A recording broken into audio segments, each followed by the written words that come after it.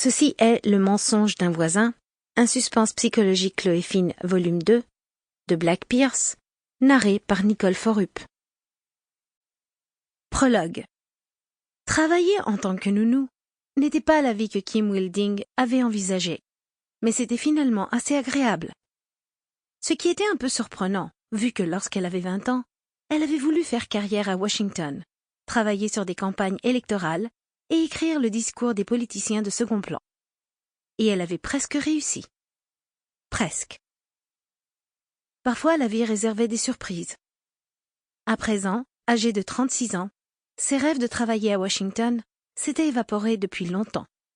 Elle les avait remplacés par un autre rêve, celui d'écrire le grand roman américain, durant son temps libre en tant que nounou.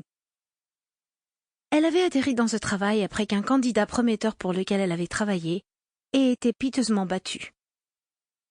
C'était tout ce qu'il avait fallu pour qu'elle se retrouve temporairement mise à l'écart, et ce fut durant cette période d'éloignement qu'un moyen de subsistance très facile lui était tombé dessus.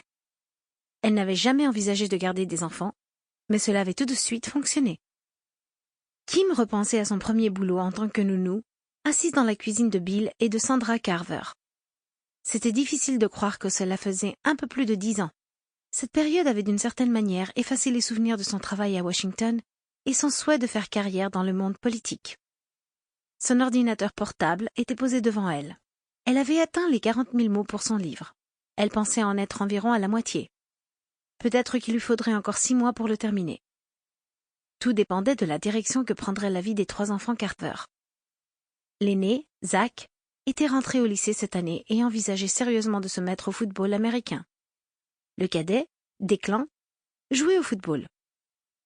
Et si la benjamine, Madeline, continuait la gymnastique, Kim allait devoir courir dans tous les sens durant les prochains mois.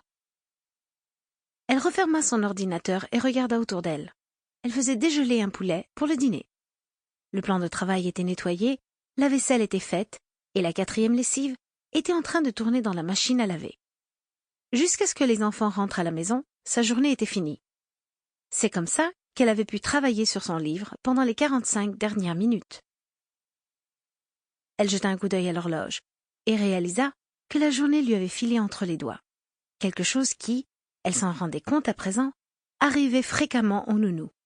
Et ce n'était pas rien, puisque les enfants Carver, du fait de leur différence d'âge, étaient tous dans des écoles différentes. La plus jeune était en primaire, le cadet au collège et l'aîné au lycée. Au total, cela lui prenait un peu plus d'1 heure de trajet dans les embouteillages pour les récupérer tous et les ramener à la maison. Sample complete. Ready to continue?